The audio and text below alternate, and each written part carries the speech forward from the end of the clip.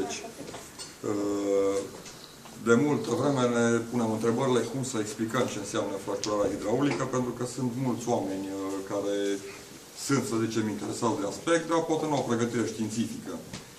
Spre exemplu, conform definiției, gazele de șist sunt gaze captive în roci, a căror porositate este mai mică de 0,1 mg/darcy. Ce înseamnă un darcy? E un micrometru pătrat. M-am încuiat, nu? Da.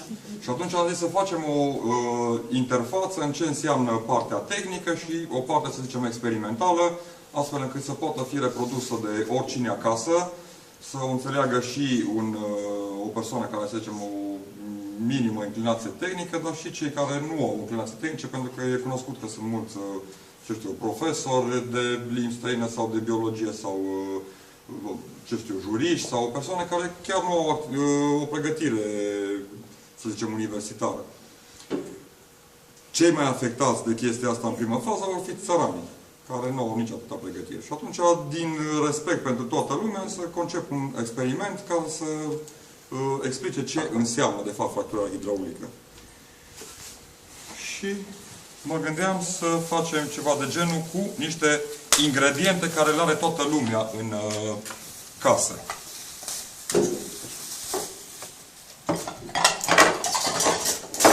Vom folosi un vas unde vom simula, spre exemplu, acviferul, care înseamnă acviferele de profunzime, care sunt de la 500-800 de metri adâncime, dar sunt și apele freatice, și apele de suprafață, cum ar fi râuri, lacuri. Ca să simulăm pământul, vom folosi niște brioșe, să zicem. Mulțumesc lui Mădălina că le-a făcut. Spre exemplu, dacă le rupem, o să vedem că sunt cu stafide. Deci, spre exemplu, acesta ar fi pământul cu porozitate de care vă ziceam, bineînțeles, la altă scară, și stafidele sunt fructele pământului pentru noi. Asta e cea cu vișină? Uitați, deci pentru petroliști, spre exemplu, am putea spune că stafida sunt gazele de șist și vișina este petrolul. Și atunci mă gândeam să facem o interfață în direcția asta. O să folosim brioșele ca fiind pământul și vedem ce se întâmplă când îi adăugăm diverse ingrediente. Ni se spune că se adaugă acid citric. Pentru cine nu știe, este sare de lămâie. Am astupat, nu să zic că avem o chestie cu producătorii, și atunci o să folosim niște acid citric, nu? Ni se mai spune că se mai bagă sodă caustică sau sodă calcinată, de fapt e bicarbonatul de sodiu cu care cresc prăjiturile. O să punem și din asta puțin. Da? Apă, vă rog, să-mi dați ca să avem un acvifer. Și... Vezi că-ți pică brioșe. Da. Așa.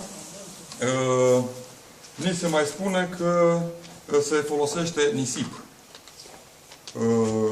Ca să nu contaminăm experimentul. Perfect, mulțumesc. Ca să nu contaminăm experimentul, o să folosim niște piper. Seamănă. Ce gust, o să ai ocazia, dacă... Așa. Ni se mai spune că se folosesc uleiuri pentru ungere și ca să se prevină coroziunea. Care ești milos și nu folosești industrial. Dacă vrei, am și alternativă ulei pentru mecanisme fine, dar... Lasă-l că trasaul.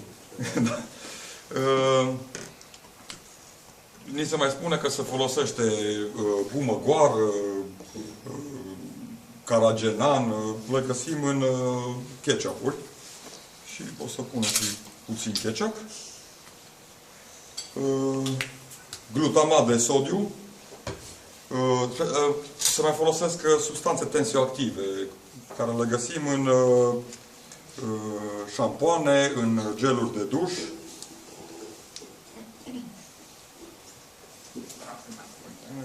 Avem probleme, nu? Și folosim un pic și din asta. Niște gel de duș. Puțin șampon, nu? Că doar nu-i toxic, îl folosim toți acasă. Dacă nu îl folosim, riscăm să-i deranjăm pe cei de lângă noi, nu? Ca așa miroase fain. Da, e chiar apetisant. Așa. Am văzut într-o expunere cum că și glucoză, zaharuri, și atunci se folosesc niște suc. Nu? Că dacă nu vii clar, o să beau din ele, ca să nu aveți discuții.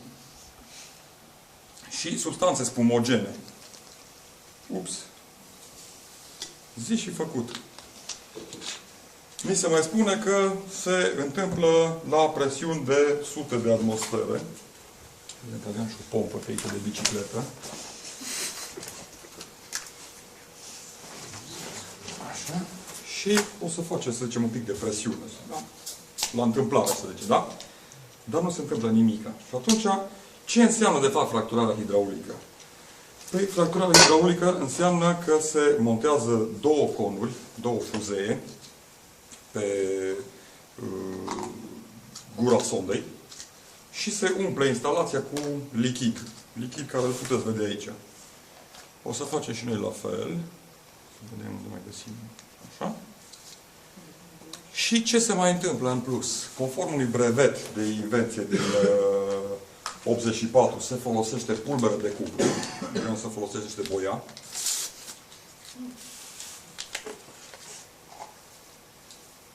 Așa. Sau, conform unui brevet din 2011, se folosește uraniu sărăcit. Neavând așa ceva, că vă dați seama că m-ar lega foarte repede, mă gândeam să folosesc tot ceva de valoare, niște icre negre. Mă rog, poate nu toată lumea are în cămară. Și atunci o să adăugăm și niște icre aici. Să ajungă. Da? Acum intervine o teorie a sonicității, care, culmea, inventată tot de un român, Gogu Constantinescu. Așa. Și ce spune asta? Toată lumea știe că gazele sunt compresibile, ca dovadă avem presiune neutru la mașină, la bicicletă, dar lichidele sunt incompresibile.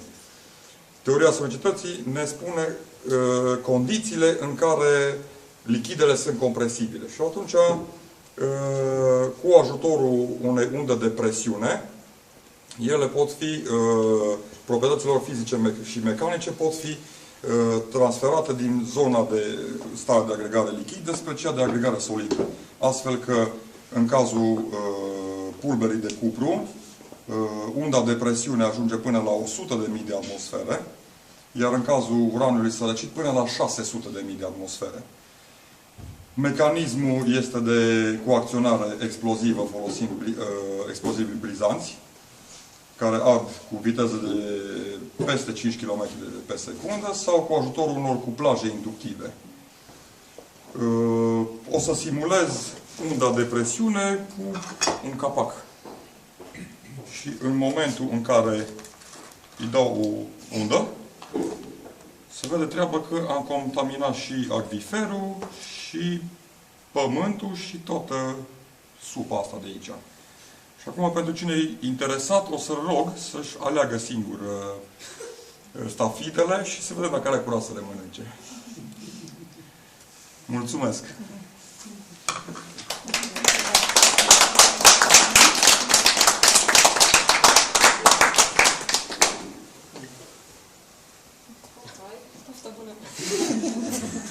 Enjoy! Da, 100 de euro.